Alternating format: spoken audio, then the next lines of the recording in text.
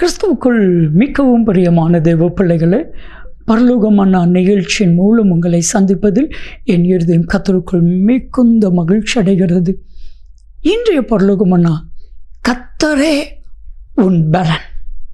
இன்னைக்கு சொல்லுங்க, உலகத்தை பார்த்து சொல்லுங்க, பிசாசை பார்த்து சொல்லுங்க, கர்த்தரினுடைய பலன். என்னை ஒன்றும் செய்ய முடியாது. நிச்சயமாக நான் சொல்கிறேன், பிசாசால் ஒன்றும் உங்களை செய்ய முடியாது. இந்த உலகத்தில் பலன் இருக்குது. ஆமாம், உண்மைதான். நிறைய பேருக்கு பண பலன் வச்சுருக்கிறாங்க.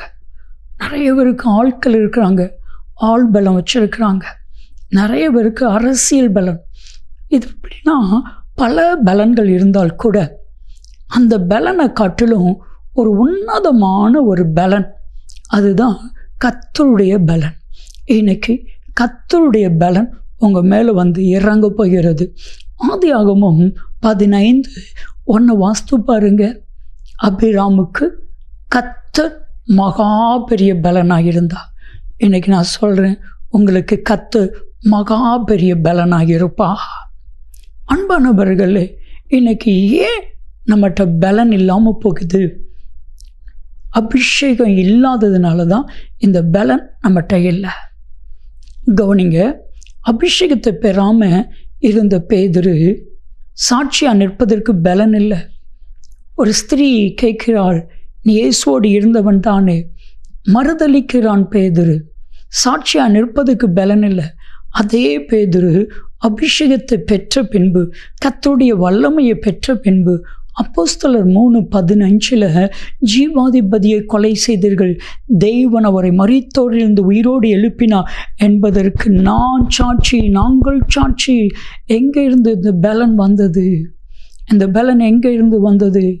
அப்போஸ்தலர் 1:8 நீங்கள் வாசித்து பாருங்க.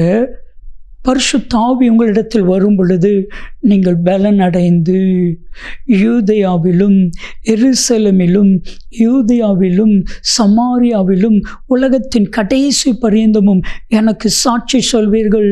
சாட்சி சொல்வதற்கு பலன் வேணும். பிசாசை ஜெயிப்பதற்கு பலன் வேணும். சோதனையை ஜெயிப்பதற்கு பலன் வேணும். உலகத்தை ஜெயிப்பதற்கு பலன் வேணும். பாடுகளை ஜெயிப்பதற்கு பலன் வேணும். ஆண்டவரிடத்தில் சொல்லுங்க, ஆண்டவரே, பிசாசை ஜெயிக்கிறதுக்கு எனக்கு பலன் தாங்கன்னு சொல்லுங்க.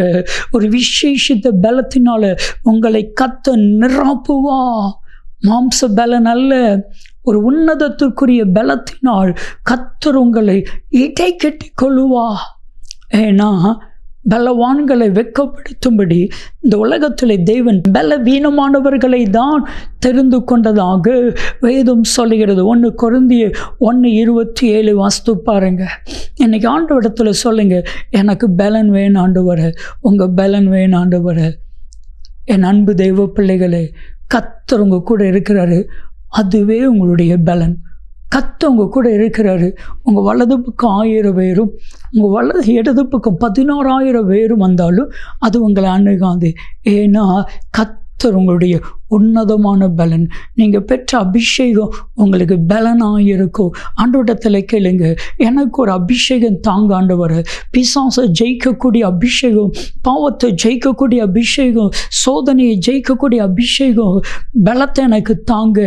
ஒருவேளை சோர்ந்து போயிருப்பீர்கள், ஆனால் இன்னைக்கு கர்த்தர் உங்களை பலப்படுத்துவேன் என்று கர்த்தர் சொல்லுகிறார். வேதம் சொல்லுகிறது. ஏசாயா 40:29 வாசித்து பாருங்கள். அவர் சோர்ந்து போனவனுக்கு பலன் கொடுக்கிறான்.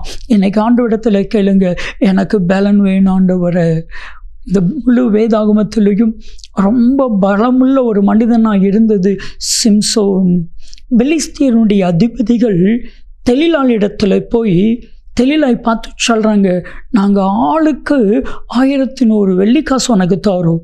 அவனுடைய மகா பெரிய பலன் எதில் இருக்குன்னு கண்டுபிடிச்சு அவனை சிறுமைப்படுத்துறதுக்கு எதனால் எங்களால் முடியும்னு மட்டும் நீ பார்த்து எனக்கு சொல்லு. 1100 வெள்ளிக்காசு தாரோம். என் அன்பு தெய்வ பிள்ளைகளே, பிசாசு மொத உங்களை டச் பண்ணனா உங்களுடைய பலத்தை தான் அவன் குறுக்க பார்ப்பான். நீதிமொழிகள் 24:10 ஆபத்து காலத்தில் சோர்ந்து போவாயானால் உன் பலன் குறுகி போகும்.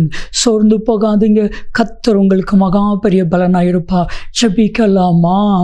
அன்பின் பரலோக பிதாவே, எப்பொழுதும் ஆண்டவரே, என் அன்பு தேவ பிள்ளைகள் ஒவ்வொருவருக்கும் கர்த்தரே என் பலன். எல்லாரும் சொல்லணும்.